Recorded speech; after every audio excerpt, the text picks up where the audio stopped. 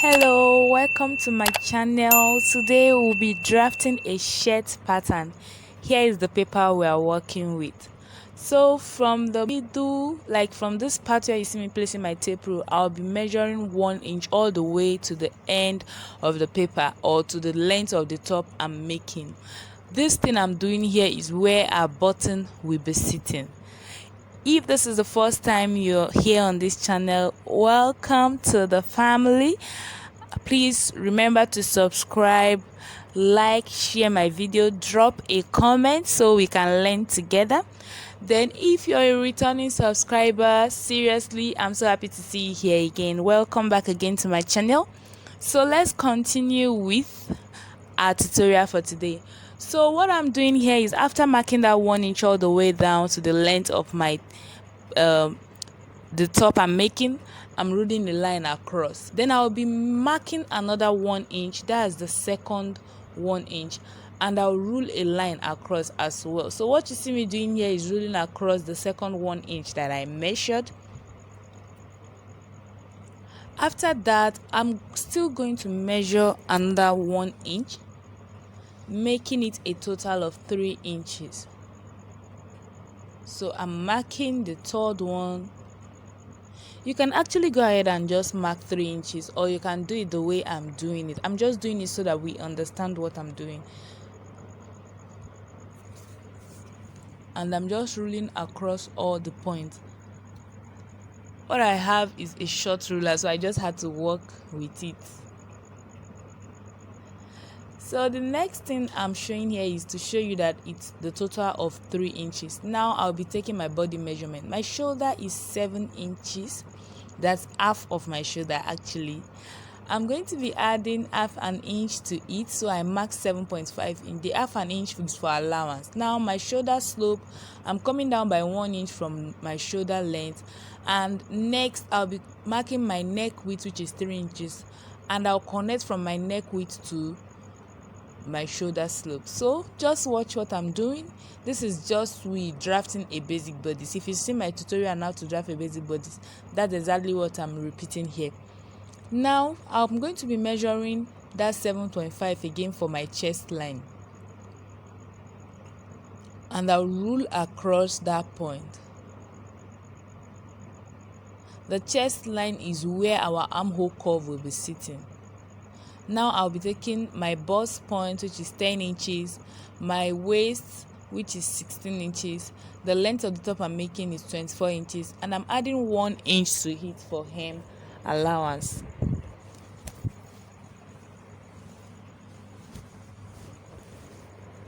So after this, I'll just be ruling a line across all these points that I just marked.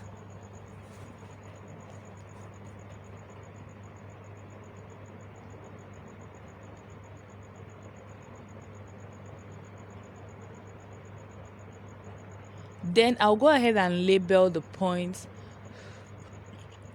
so we don't get confused. So that's my chest line, my bust line, my waist line, my hip line or the length of my top, and my hem line.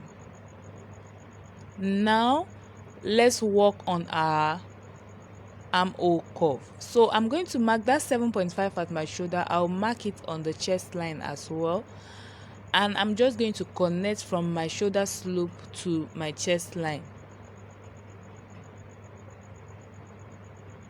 After connecting, now I'm going to get the middle of this, then I'll mark whatever I have there.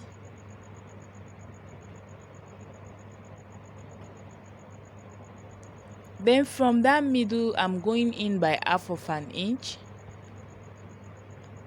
Now I'm just going to make a curve to get that armhole curve. So you can just do this with a free hand, just like I'm doing.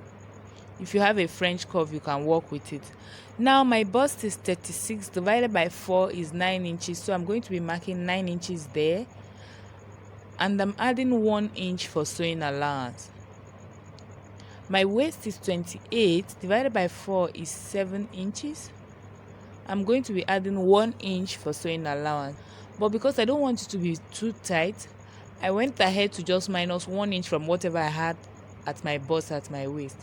My hip is 38 divided by 4 is 9.5. I added 1 inch for sewing allowance. I'll measure whatever I have at my hip at my hem allowance. So the next thing I'll do is to connect all those points together. So on the chest line, whatever is on your bust is what will be on the chest line. So that is why you see it, the line straight there. So for our hip, I'll be making a curve. You know, it's not straight, so I just use my free hand to make a curve there. So you know that like shape we have at the end of a shirt. That is what I'm about to do here. So from my hemline, I'm going to go up by 2 inches. Then I'll just make a curve there. You can work with 2.5 in depending on how the extent of the curve you want to get there. So that is basically what I did here. Now let's work on the neck. You know, I'm using this pattern for both my front and back. So my neck depth for the front is 3 inches. I'll make a curve there to get that my neck area. Then my neck for the back is 1 inch. That's 3 by 1 inch for the back, 3 by 3 for the front. So guys, if you've gotten to this point and you enjoyed this tutorial, please don't forget to subscribe to my channel. I would like to see you again in my next tutorial. Drop a comment, like, share my videos. Please drop a comment. I really appreciate it because I want to learn from you as well. And if there's any tutorial you want us to learn together, kindly drop it in the comment section. I'm a beginner in this as well, in tailoring, so we are basically learning together. What I'm doing here is I'm cutting out the pattern.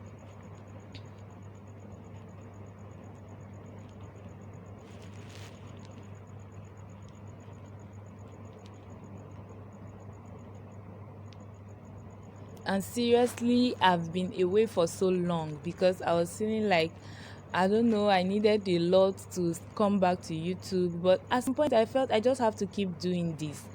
So here we are. So what I did here is I folded it in. That is how I'll use it to cut my back piece. I'll fold it in to cut the back piece and fold it out for the front. So thank you for watching.